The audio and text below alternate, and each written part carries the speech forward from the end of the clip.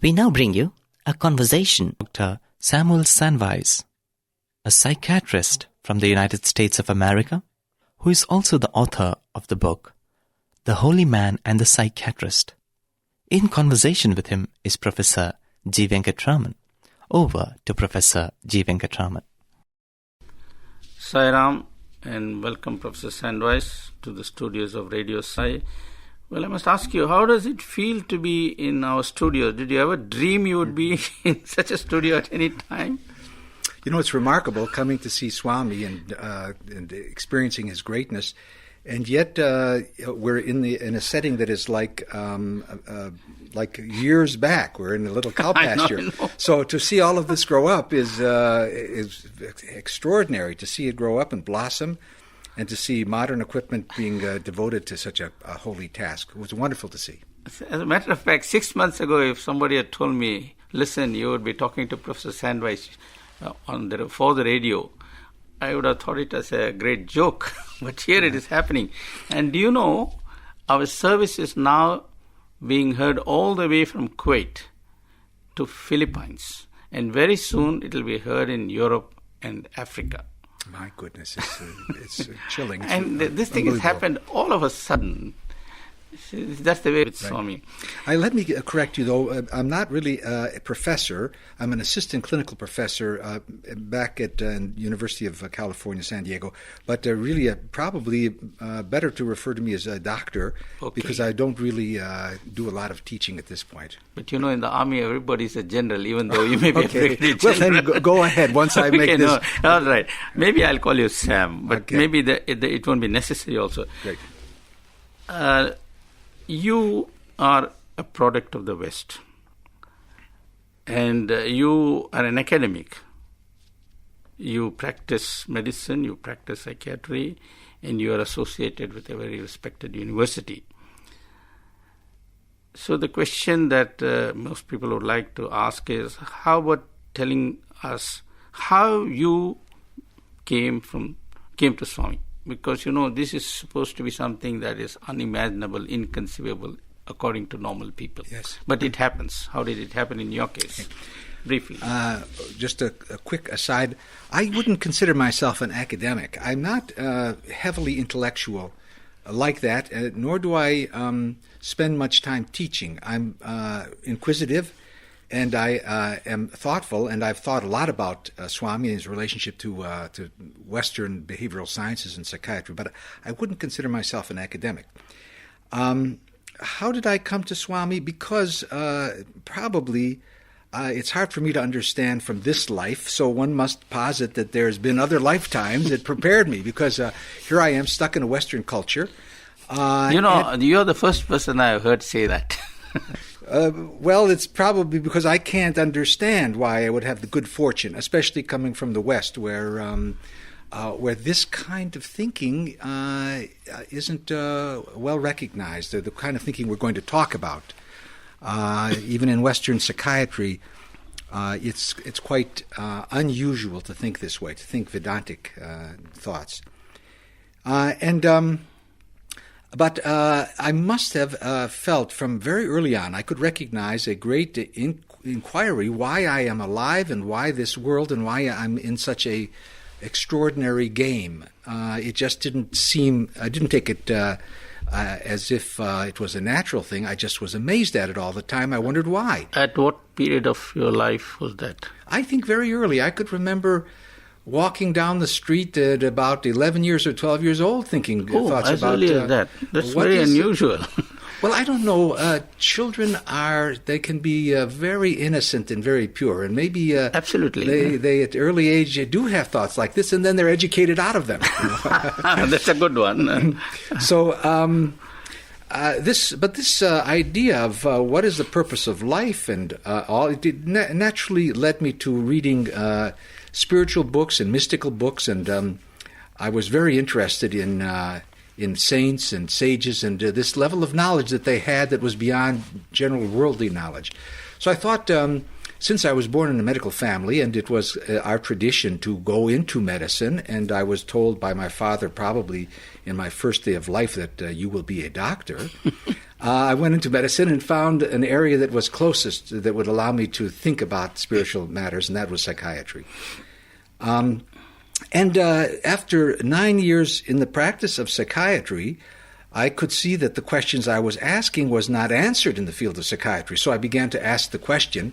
I remember almost to the day to people, have you ever seen a miracle? Because I had been with all of these intellectuals and I'd heard enough theory and ideas that that wouldn't convince me. I just wondered, is there anybody that knows anything at a higher level and can show it by some kind of manifestation of something? That's how I was thinking. You mean you thought miracles might be possible? You just didn't take it for granted that miracles are impossible, as most university-educated people do? Oh, well, because I was, throughout my education, reading these books on mysticism, Jewish mysticism, Zen Buddhist, Zen swordsman that had a sixth sense, and these kinds of stories, and feeling that high souls had one foot in this life and another in another dimension, and that they could see and they could experience and they had vast wisdom. This thrilled me, that there was this level of understanding that transcended time, and it was infinite, and brought us into a very high, elevated state, that we were much higher than what I considered from a Western point of view. We're godly in some way. So I was always searching, but if I ever told my professors in the medical school or in my residency in psychiatry that I was wondering like this, and one time I did slip and ask about that I'm interested, I put it this way, I'm interested in hypnosis and other levels of consciousness. And they looked at me very seriously. I thought they were going to send me down for a checkup. So I stopped asking those questions. But once I got out, I did experiment. I did wonder, well, what is a spiritual kind of therapy, and what are other therapies besides the classical ones we're looking at? And I finally, I think, fatigued myself and began to ask the simple question, have you ever seen a miracle, something beyond what we understand as reality? Within 2 or 3 weeks, I heard about Sai Baba, and within about 2 months, I was in India. That's how quick it took. It happened very fast. Yes. And which year was that? That was May of 1972. You remember very well. Yes. And May of 1972, May is a rather difficult month to be in India. Well, there are many reasons it's difficult for a young Western psychiatrist. Coming over, I heard that it wasn't me going to see Sai Baba. It was his devotees were saying he was bringing you. Did you believe it? Of course not. At that time, I thought that was psychotic thinking, because the only place I heard thinking like that was by paranoid people who thought that there were other dimensions of unreality. But I was coming into a strange country, of course, I had done some traveling, and that was exciting for me also, but it was a bit of a shock. And when you saw Swami, you saw a miracle after some waiting? Not after some waiting. I came to Bombay, and he was going to be giving darshan at a large stadium. A devotee had invited me to the outskirts of town, where I could have a little tea and rest before I took a taxi to the field. And after I rested, I got up to go, and as I left this little apartment, Swami passed me and went inside the apartment. Oh, in the apartment? It was a 9-story apartment. Oh, he had come to that building. He came exactly to that building. This was way in the outskirts of Bombay. I was skeptical. I was not a devotee. I was a very inquisitive Western psychiatrist. And I'm leaving this little building way in the suburbs of, Bombay. Bombay's a very large place. So to pass him that way in such a timely way, and without a look or anything, he just passed me and went into this building. I turned and ran after him like I was a crazy man, and I wasn't even a devotee. But I knew he shocked my belief system so that I could think that my God, was he bringing me to him? How could such a chance occurrence happen like this? This is the only time it ever happened in my life like this. By the way, do you know what Swami says about coincidence? He says, coincidence is a miracle where I hide myself. Well, okay, carry on. Well, this was a coincidence in which he didn't hide himself. It was right there, and I was very much taken with it. I saw him for the first time, and I was not impressed. He seemed like a man relatively small in stature, and everybody was very, very respectful and reverent to him. And that was my first contact. He left the building. I went to the stadium. And while I came late, and so I was outside the stadium. It was packed, and Swami was way in the middle of the stadium. And he just slowly walked in my direction and walked all the way up to about 15, 20 feet from me, and then just stood in this kind of blissful state. And I thought, my goodness, that was an unusual occurrence also. So he was warming me up. Mm-hmm. From there were many. I wanted to see a miracle, and I could see that he materialized an object for me. I saw it close. I came during the time of his first summer school. Mm-hmm. So this was the first time they had the summer school, and it was at Brindavan, and it was in back of an old house. Now they have the Striya Brindavan, and it was made up of a sort of a thatched roof, and there were monkeys hopping on the roof, and all of that. I think the first teaching that Swami gave me in the course of this summer school, I was sitting watching. And I was with a person who was he'd been there about 8 years, and he was telling me some of the things that were happening. And so we were sitting, and it was hot, and he put his legs up on the chair in front of him and just rested back like this. And all of a sudden, he felt somebody's feet on his chair, and I could see his chair rocking back and forth like that. Mm-hmm. And we turned around, and it was Swami sitting in the chair and back, showing him how it felt to the person in front of him. That was the first lesson I had from Swami. It was really quite warming that he was teaching us, do unto others as you'd like them to do unto you. And I was infatuated by him. We had lunch with him, and he served everybody. And he served without any pretense, as if he was just a humble. It was immediate, and he was alive, and he was truly humble and truly a servant. And I couldn't get over that, how he fed everybody. And one day I started listening to what he had to say. This really is like at the core of what he's taught me and what I'm applying in my practice. He was talking to his college students about the importance of values and of being simple and kind and humble. Be humble, be harmless, be upright, forbearing, have no pretense, and be free from the bondage of desire. That saying was really what was the core of what he was teaching these young boys. It touched you? It didn't touch me. It was upsetting to me. Here I was, a young psychiatrist, thinking that the way to live is to fully experience all of your drives and interests and desires, to have them all fulfilled and gratified. Mm-hmm. And so hearing somebody talk like this made me feel like it was like the 17th century, that it was very restrictive and constrictive, and I was very upset by it.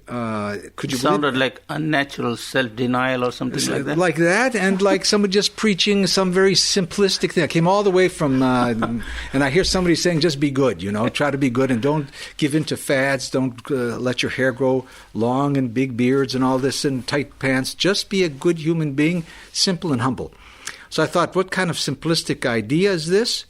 I thought I would like to hear something very complicated and very sophisticated, and I was very upset and I wanted to leave. So I was at some distance from Swami. It was many walls of a house separated, and he was surrounded by people who obviously loved what he was saying and wanted to be close to him. And I was thinking that I would have to leave, and before I knew it, he was in front of me with these sparkling eyes and this smile that I'd never seen. It just captivated me. It just made me... I heard someone say, no man can smile like Swami. And how true it is. Oh, you can't describe it because it's not a human being. It is so full of love that you are absorbed in it. Right. All of a sudden, you lose yourself in it. Absolutely. And he gave me some. So you lost yourself at that moment. Lost myself. He gave me 2 pieces of candy, and he said, "Sweets, eat." And I felt all of my troubles just melt like that. I could understand then that there's a level of spirituality that was dominated all of our feeling system. What we consider our feelings, sadness and pains and upsetness and frustrations, can be washed. It was washed just like that, just from Swami's smile. So you felt that way at that moment? That continues to just astound me. As a psychiatrist, I said, what happened to those feelings of angst that I almost took pride in? Oh my God, I'm such a suffering human being. It's so terrible. But within a second, it was completely, and I was a childish giggle like a pup. And I've been after Swami, barking at his heels and wanting him to pet me ever since. Okay, now let me come to you as a professional. Actually, I would like to talk more about this maybe some other time. You come here often anyway. This is really relating to the human mind. And you see, this is a question I can't ask everybody, and only very few people like you are available who know what the Western concept of mind is and who has also been exposed to Swami's teachings about the human mind. So my question to you is, do you see any contradiction between the two, or do you see partial overlap? How do you perceive it?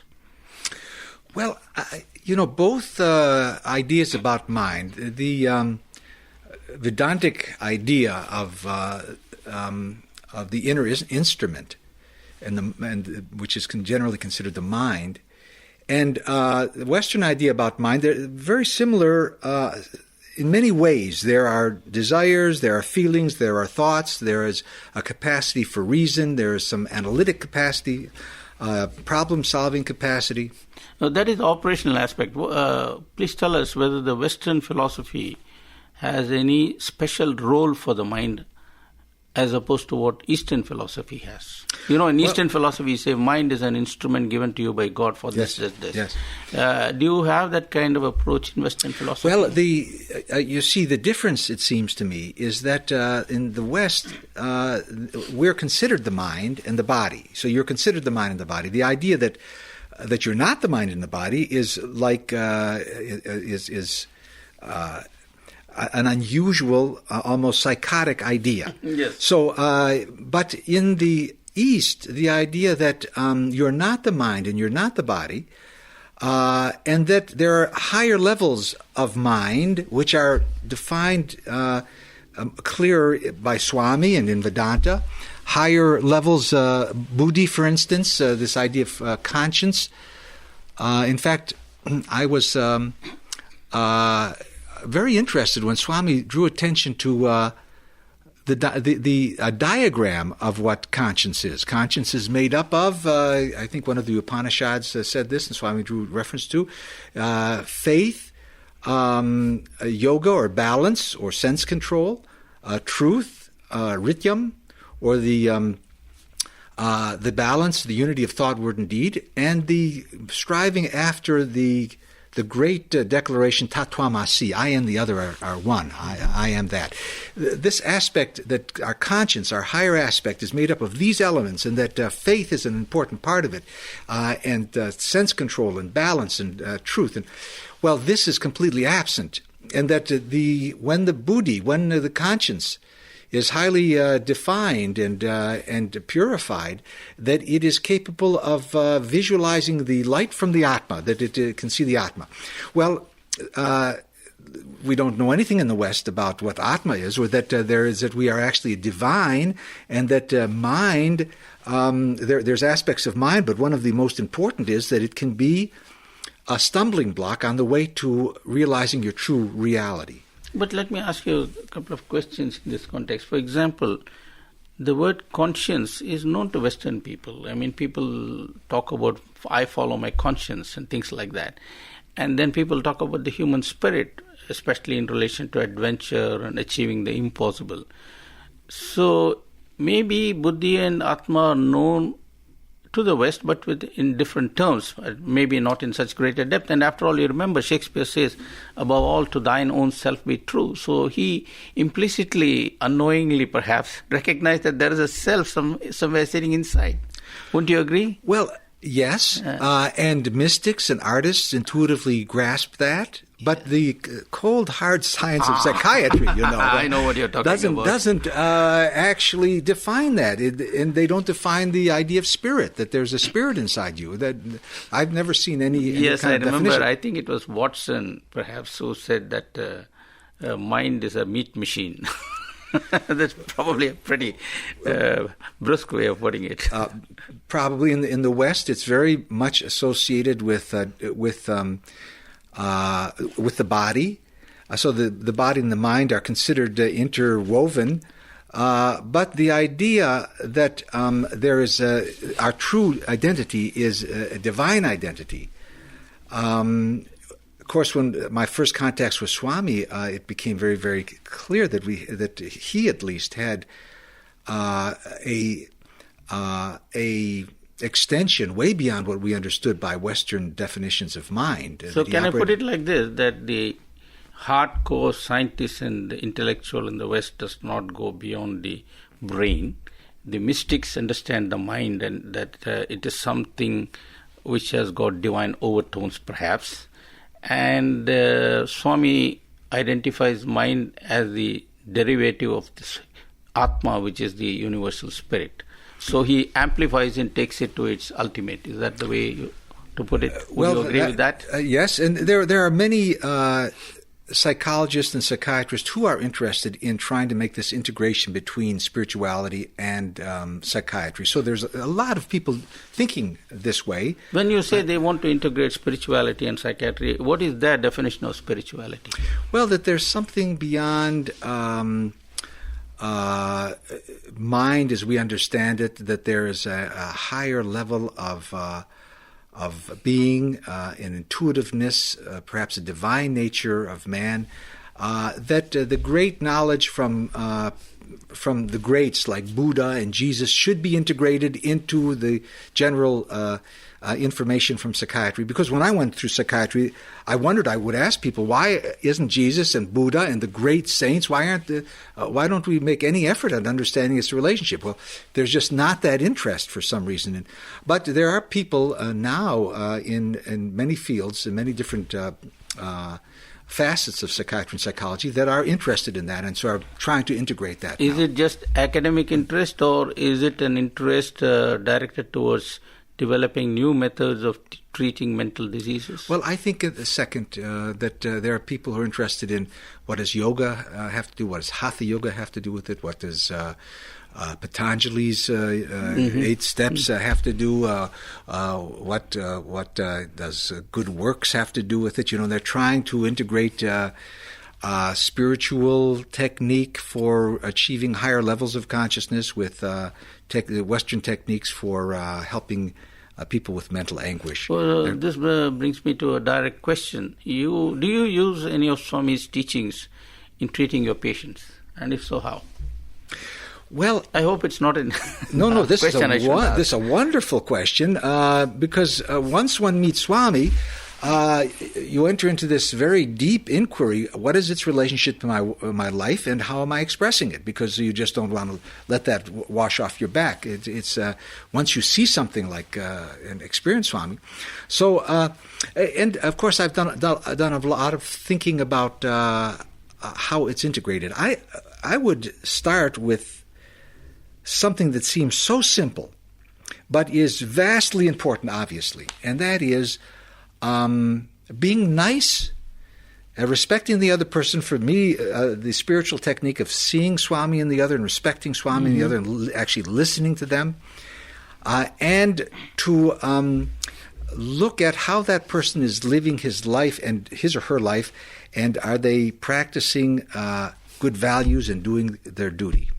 Just taking a look at the basics, because there are many different levels to Swami's teaching, and it's very, very complicated and very esoteric. But Swami is over and over again for years and years at that level Satya, Dharma, Shanti, Prema, Himsa. Satya, Dharma, Shanti. Are we just basically good people? That's right. So, I mean, and he over and over amplifies on it and never gets tired telling us, and we are listen, and then we go out and do the opposite in the next minute. So when are we going to listen and learn? For instance, simple thing like I had a patient come in who was very primitive, meaning spoke primitive cuss words. Her movements were very agitated. She lived a very disorganized life. She had a number of men in her house, and is she an educated lady? She was fairly educated. She was a nurse, but she had just dropped down into the level of a demon, it looked like. She had a lot of psychological problem and a lot of physical problem, and she just seemed to lose all faith and all hope, and she was just cussing like a sailor. Just terrible. And the first thing I said was, look it, you can't talk that way here. We have to just talk respectfully. And she said, Doc, you're a psychiatrist. You're not my father. So I said, Father, Mother, whatever, it's not good for you. It's not good to speak that way. Is actually a very bad thing for you. Good speech is extremely important. Good speech controls the mind, relates ourselves to higher conscience, a way of having deep respect for life. You have to speak nicely in here. And she says, I excuse me, I've never been talked to like that. And I said, you're welcome to leave. You don't have to be here, but if you're going to be here, you have to talk nice. And then we just had that one agreement, you have to talk nice. And so she would come in and she would just talk nicer. That's it. She wouldn't swear. And if she swore, I says, I told you about that. You shouldn't be talking like that. Or shouldn't be talking like that. And she said, I think it was because of one of the medicines that I was talking like that, she said. It couldn't, because as soon as I stopped the medicine, this one medicine, I'm talking a little nicer. She couldn't really bring herself to say, thank you, doctor, for at least telling me to speak nicely, and a little respectful. See, simple thing like that is profound. We're thinking of all kinds of higher techniques, and there are higher techniques, meditative techniques and all this. But I once read where Swami was saying, somebody came up to me after 50 years of meditation and said, I haven't felt anything different. I says, what a waste that is for that person. What is he talking about? He says, first of all, you can't just go up to and be a high meditator. You first have to know how to have good values, and you have to have sense control, and you have to know then how to sit quietly, and you have to know how to watch your breath, and you have to take that's the essence of Patanjali's. Yes, that you just don't go to the eighth step immediately like this. Now, coming back to this lady whom you try to get to talk to you nicely, did she improve afterwards? It's still early. The improvement is that she's not talking like that, and she knows that when she comes into the office, there's a certain level of respect. Another thing, for instance, here's another lady that came to see me, was working as a nurse in a nurse position, had a traumatic event, developed all kinds of aches and pains and sadness, and felt that her life was useless from then on. Mm-hmm. And all she would do was come in and complain and complain and complain. And then after she saw I wasn't going to fight with her, that we needed a little time to just show that I respect and liked her. This is very, very important. Swami's teaching about that, to be respectful and to listen and to... Then I just said, because she'd tried so many other techniques and she was filled with so much medicine, I just said, have you ever had religious feeling, spiritual feeling in your life? She said she'd been brought up a certain way. I said, do you have a little altar in your home? Just to give a little awareness, bring awareness, just a little bit to simple thing like that. Because this world is filled with darkness. And just to bring awareness to this.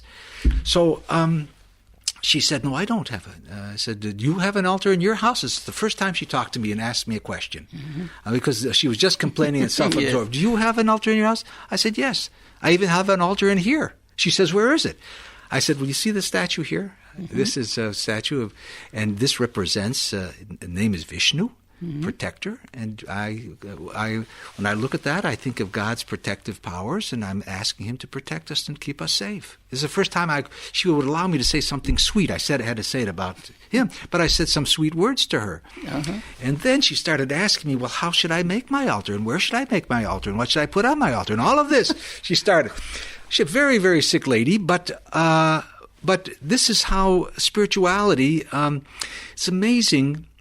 I once read from a psychologist, I can't recall the name right now, that people that are in pain and suffering have spiritual experience. And the strange thing is that many deeply neurotic people, or people who are troubled from disturbed relationships that keep haunting them, they have spiritual experience that are authentic.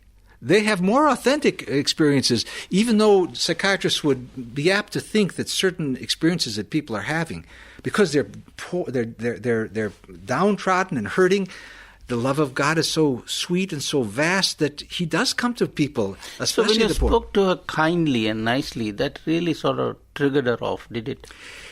Well, I could feel for the first time love experience that was generated through the talking about Vishnu. And you could feel that she was receiving it. So sometimes people don't tell you. That is the basics of Swami. But love all. Love all and serve them. And it can come in the most subtle way, Okay, that prompts me to ask a question. Supposing you are not using this method, which is really the best method, and you are doing it the professional standard way of a Western psychiatrist, how would you have dealt with her? I mean, I just want to see the extraordinary difference between the absolutely simple and beautiful way of dealing with people and the convoluted professional way. Well, I don't know if, we have to give... Not you. So let's say she went to some other head shrink. How would you have treated her? But, we have to say that all of these people are human beings. The therapists are good people. And they're all... it's amazing how so many are searching. So that what they're doing is... if they're trying to be real, and pretense away in their heart-to-heart, and many therapists are, then they do try to talk with the person, try to get real. They do actually try to get real with the person. And I wouldn't call this they do this intuitively, whereas you did it based on Swami's direct teachings and experience of Swami. That's the idea that it's not a method; it is a way of living. So it's not a method that one's doing. One is just trying to talk to a person, trying to get to a level where it's real. You once were telling me how in teaching a college course, you could see how people, when they start talking to each other in front of others perhaps, that they become a little unreal and a little robot. So the idea is how to be real and to the pretense away, and to let the child, because all of us, we may have highfalutin ideas and concepts and theories, but really, when you get down to it, we're children, and the basic love that we share is potent, very potent. To get that way with people, to be innocent with people and be able to share that. To talk about, though, how a therapist may deal with post-traumatic stress, because this lady had post-traumatic stress. They may talk about, what was the experience that you had at the time of the injury, and try to desensitize their feeling about this feeling and that feeling. They may try to encourage a person to be a little bit more full in their activities and learn how to reduce stress. And some of these stress reduction techniques are very similar to Swami's teaching, having to do with regulating the breath and regulating the thought and nice thinking, so that many of these have been incorporated into... but Swami's teaching puts it in a proper framework and perspective. Swami's teaching makes you realize that you are the... see, everything in front of you is a reflection of you. And that what you're trying to do is, if there's something that you dislike, you're trying to empty yourself of that, so you become open and honest. And if there's something you like, you try to be empty of that, and you try to be the other person. And in that way, realize that I and the other person are one, and you try to see where the pain is, and you try to empty it out of you. Try to experience it with the person and empty it out of yourself.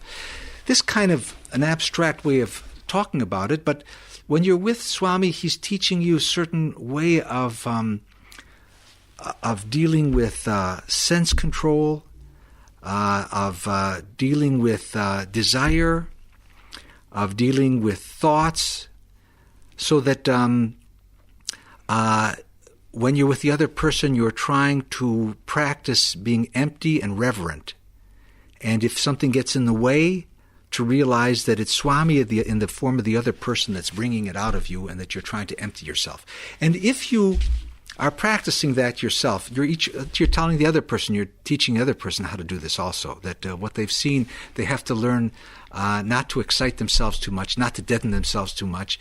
They have to learn to have reverence for that. So you would say that Swami has helped you professionally also? Oh, Swami has helped not only helped, he is every aspect of my life. That is true, but at a mundane level. It's completely, whatever I've learned in psychiatry is from the practicing of Swami's teachings, and trying to put them to practice.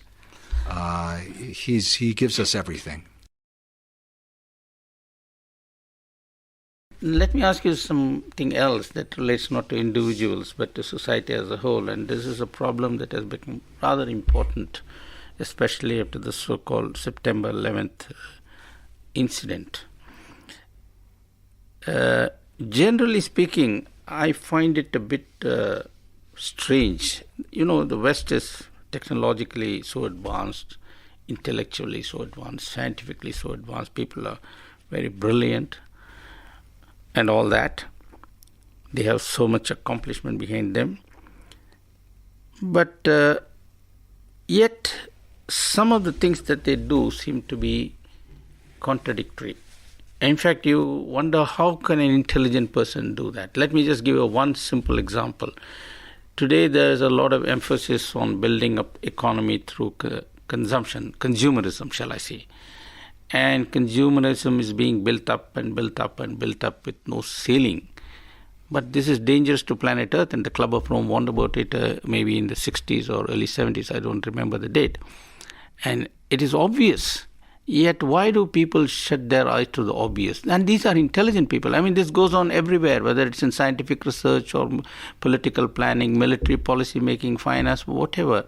All these people are brilliant, but they wear blinkers. Why is that? Well,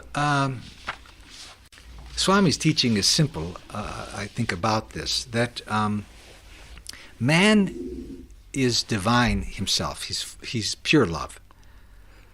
But we don't know that. And the key is the mind. If we turn our mind to divinity, it's a way of opening us to freedom. And if we turn the mind to the world, it locks us. The mind is very, very powerful. So if we turn our mind to the world, we are in a dungeon. We're locked into an inescapable jail. And it is filled with desire and greed and all the enemies: lust, anger, pride, greed, hatred, attachment. All of these roam there as the gods of this world, the worldly life. As soon as you feel that it is desire, an attachment to outside objects that brings gratification, as soon as you believe that and you start chasing that, there is no end to it. Desire is the blind spot. Well, the thought that outside objects bring gratification. There's just a simple psychological experiment that shows that gratification isn't from outside objects. Yes. All you have to do is hypnotize somebody who wanted a nice new car, and they're sitting in a shabby old chair, and you tell them that they're in a nice new car, and they're very happy. So where's the happiness? It's not from the object, it's all from inside. Okay. So the question is how to find the happiness inside, not how to accumulate a lot of goods. But that simple understanding is lacking in the Kali Yuga. We believe that the object outside is what brings us gratification. So you see the people on Wall Street, and you see the people in the stock market, and you see the people who are heads of agencies, and there's no end to it. Swami's simple little statement that the fulfillment of desire breeds further desire. That's simple like that. Unfulfilled desire leads to further birth. That is, you cannot just tear yourself away. You cannot suppress everything and repress everything and just be a robot. But the trick is that the way out is by offering everything to divinity. Now, that is a very deep and vast subject. How do you do this? How do you release yourself into divinity? This is a very, very... But the first part of it is the fulfillment of desire leads to further desire. Once you turn yourself into the world, the mind is very strong and it binds itself. And you are then into a, excuse the expression, hell, if you keep following selfish accumulation of objects under the false belief that gratification of desire brings happiness. This is a false idea, and it's very hard for people to give that up. As a psychiatrist, one of the things that is fascinating to me is that as you challenge this, that you challenge your attachments to external things, first it looks like it's simple. You know, Swami challenges you by first helping you get over inconvenience and discomfort. Well, come see me at Prashanti, see if you can take the car ride.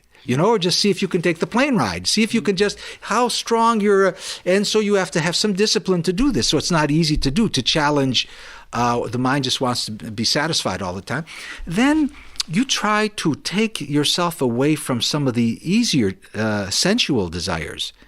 I'm not going to eat as much, and I'm not going to watch as much TV. Now, these are simple ones, but who has control? In the West, they're gorging, and they're watching television like crazy. So then you say a little bit deeper, you're really false to think that your name or your form, your fame or your fortune, your family or your friends, your power or your position, your all of that, your prestige is nothing. Well, if somebody loses even one of those, to lose your position or to lose your money, it strikes you with terror, absolute terror. So that then even deeper than that, all of this is transient, and everything that is in the external world is passing, and it's all passing like a cloud. It's all a game. To really see this brings on what I consider a very deep primal fear, which I've called mortal fear. To see that everything is transient and passing. And not only that, Swami has told me many times, probably told you, everything is nothing. And nothing is everything. Well, to experience the nothingness in the external world, that all of what you desire and all of that is nothing, to actually feel the nothingness, is profoundly frightening.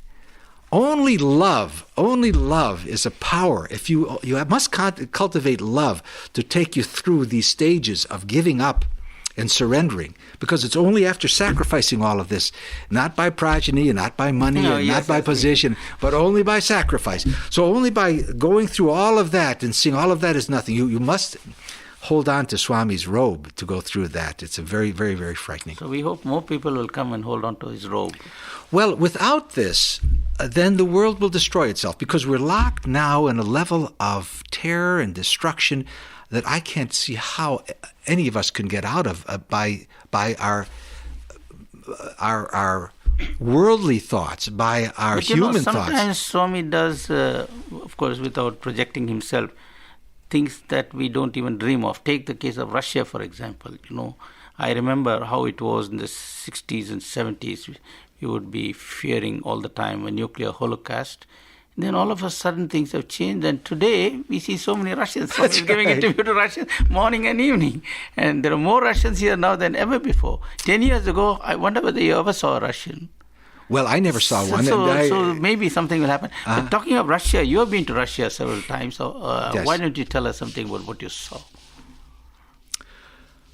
Well, most of my experience with Russia had to do, I think, with teaching me something, teaching me something about Swami's love, something personal about my own wants and desires. And that would be very long to discuss that aspect of what it taught me internally. But the first time I went to Russia, I wondered... Which year was that? This was about 1991, I think, maybe 90. That was still in the communist period? No, I think it was perestroika was going on, and it was opening up. Okay, it was opening and I asked Swami. It was still USSR at that time. I don't know. Okay. I anyway, it don't. doesn't matter. So you said you are Well, Swami. see, what happened was I was here at Bridnavan, and somebody gave me the Russian translation of my first book, The Holy Man and the Psychiatrist. So I brought it to Swami and said, Swami, because I'm idealistic, and I said, can I go to Russia and find a printer for this? I didn't know anybody in Russia or anything, but I'm just an innocent person believing that if he said yes, he would do it for me. So he thought a minute, and he said, why don't you have it done in Chicago? And it happened that the translator of the Russian translator was from Chicago, and I didn't know. I mean, it was unusual that he would know that. So I said, "But Swami, it would be easier if I found a publishing company in the country. You wouldn't have to ship it over." So I'm trying to teach Swami something or tell him or improving. So he thought a moment, and he said, okay, go. He was just letting me go through my own karma, myself. He wasn't going to. And I was stupid enough to believe that I could improve on Swami at that point. This is what I mean. He was teaching me something. Yeah. And I said, well, how long? When should I go? He said, why wait? So he was just speeding me along. Well, I then was struck with the reality of it. I didn't know anybody in Russia. I didn't know any publisher. How was I going to go there? But my first 2 phone calls trying to make contact just were flubbed terribly. It was a terrible nothing. And then the third one, I hit upon somebody who was trying to develop relationship with Russia, had been there many, many times. It was one of those unusual coincidences, And so I was in Russia very quickly. Well, at that time, I wondered how in the world would Swami's devotees develop in this country, because there was no Swami devotee, and they didn't know what this book meant at all, So, and I wondered how would it happen, because it would be a miracle to think that all of a sudden in this country, which was very poor and so many troubles, would I ever be able to sit in a group and hear Om Ganesha Charanam? Would I ever be in a situation like that? Could it ever happen? And I don't know how the master does it, but it wasn't until he maybe... He sure does it, though. But he does it.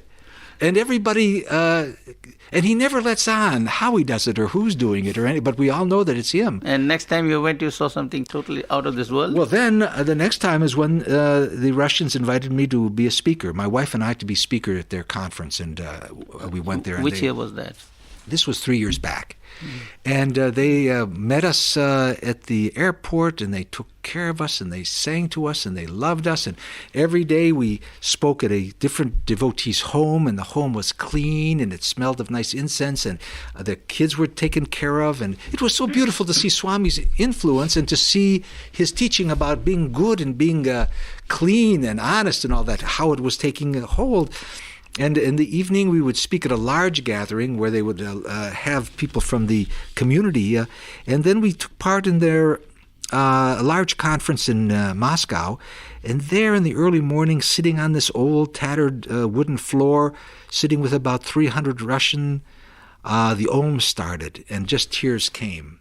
Because all of a sudden I saw so many brothers and sisters chanting Om together and having Swami's picture. Can you tell us how it happened? Because, in America there was Hislop, in Australia there was Murphy. How did it happen in Russia? Not that it requires anybody, but out of curiosity, I'm asking you. I just don't know. I didn't follow that strain. I don't know how all of a sudden. But boom, it has happened. But it happened. and to be sitting then with brothers and sisters, hearing the same bhajan, the same Om, the same love, the same respect for the teaching, and all of that was just breathtaking to see. That was in Moscow? In Moscow. To see how did it take seed.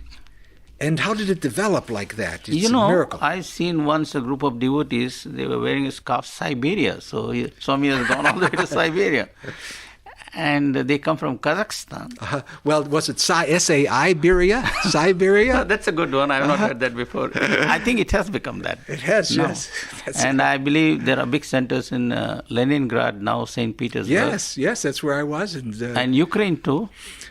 Ukraine. Well, they were at the conference in Moscow. They were from all over, the Urals, from Siberia, from all over, places I had never even heard of. And the amount of time that they would take, days and days to travel, penniless, and to get to the place, and just to be with Sai devotees. And heartwarming. Don't you think that is the real power of love? Who can do that? Who can do that? And who can put you in the biggest mystery? And it's always vital and exciting. There's always something happening to frighten us and to excite us, and he's just full of drama. Always full of drama. You don't know what he's going to do next. I agree with you. You go to a strange country and suddenly you hear familiar bhajans. You feel you're at home. You don't feel you're in a different place at all. It's so wonderful. And to sense that it's a world seeding of something that is understood internationally, that it's understood, it's a universal language of love that's understood in all the languages and all the customs, and it's going over, breaking through different boundaries of socioeconomic, country, religion, that it has this power, this quality of the love, which is so remarkable. You see it in a smile, you're just absorbed, but to feel that can radiate out and cross all boundary. It's just amazing. People that you never thought you'd ever have anything to do with. Even in your center, the person you dislike the most, you'd never have anything to do. You'd marvel at how we could be brought together and even try to learn how to get along with each other. What marvelous love is bringing us into this experiment. I heard Bob Bazzani saying once, how wonderful it is to be able to see it all happen right before our eyes. Oh, it's so much of Swami's. Oh, what grace it's been for us. What grace it's been. Well, I would like to thank you at this point of time for sharing so many of your thoughts with us. This is not the only time you're going to be here. You're going to be here again because there are so many things I would like to talk to you about. For example, about Dr. Hislop. He was an extraordinary person and he had an extraordinary relationship with Swami. You must have known him well, weren't you? Well, he lived very close to us, okay. And I knew him mostly. I knew him for many years. We served on the council together from the time of his inception in 1975. I've been to many meetings with him and loved him and spoke with him frequently. But the closest was at the time of his dying. To see this great devotee go through his death was something, sometimes you see the greatness of the Divine Master through some of the majesty of the devotee, some of the good qualities of the devotee, and that was what we saw in Dr. Hislop as he passed on. I remember a yogi describing death. He said, ordinary people are afraid of death. A yogi, he says, oh yes, my mission is over. I have to pack up and leave and start it elsewhere. He is not afraid of death. Yes. He welcomes it. In fact, he controls his death, he says. So it must have been so with Hislop. Well, I don't know if he controlled it, but he had this great detachment. I wondered, I would sit with him and I'd say, shouldn't you be more angry? Swami allowed him to go through his passing, watching himself lose his strength over about 9 months. Mm-hmm. And that's hard for us. Yes, one time I said, Jack, what is harder? Going to Japan. He had just gone to Japan and gave 30 talks in 10 days, something like that. And he was dying at that time. He didn't know he was dying, but or to get out of bed today. And he says, well, old chap, he would call me that, old chap, it's harder to get out of bed today. So he would have to see himself go, his mind, he knew that his mind wasn't as, and he would even say when we would talk, he says, my mind just isn't as clear. I'm sorry, Sam, I can't think quite as well, but this is as much as I can tell and talk now. And I said, well, aren't you angry? And he would look up, he says, should I be angry? With such innocence. I said, I guess not, Jack, don't be angry. And one of the sweetest things as he was dying, he said, Sam, I hope that I'm not disappointing you. And I said, what do you mean by that? He says, I want to be, I want you to feel warm to, how did he put this? Not to be disappointed in the way that I'm dying. He wanted to be helpful and loving to me. He wanted to show me how a person should die. And he was telling me, it was the sweetest moment, I hope I'm not disappointing you. I says, Jack, my brother, how could you disappoint me? I had to hug him, how could you disappoint? You could never disappoint me. He was a wonderful man. And at the end of his life, this is the strongest experience I've ever seen of Om. A number of us came at about the same time one evening, and Jack was now in a coma and he was struggling with his breathing. And I wanted to play a tape of bhajans, because I didn't know. I knew there were prescribed chanting and whatnot that the Vedic pundits would know, but I didn't know those things. So I wanted to play a tape. His tape recorder was broken, so I just started to chant Om. Mm-hmm. His mantra was Om Sai Ram. Mm-hmm. And so I just Om, like that, Om, right at the foot of his bed. And then the others came around the bed, and we began to chant Om. And within 3 or 4 Oms, he was like, we could see him recognize it. I mean, even in his coma, he recognized it, and his body just, although he had been struggling, his body just went like this, and off he went into the Om. We could feel him with us in the Om. It was like releasing himself into his mantra. It was so, and we just all were just like pins and needles, feeling that we were chanting this Om and that he was in it with us. It was an extraordinary passing. I'll add a little footnote to that. Sometime after that, in the morning, I was sitting in the veranda, morning interviews and all over, and Swami came and he was standing there and he was talking to somebody from the US, I don't remember who it was, and he asked him, "Where's your friend?" And this man said, "Swami, which friend?" Hislop. And he didn't answer, he just looked up. Then Swami said, "Where is your friend?" Then he said, "Swami has gone up." Swami smiled and said, "No, he has not gone up, he has come to me."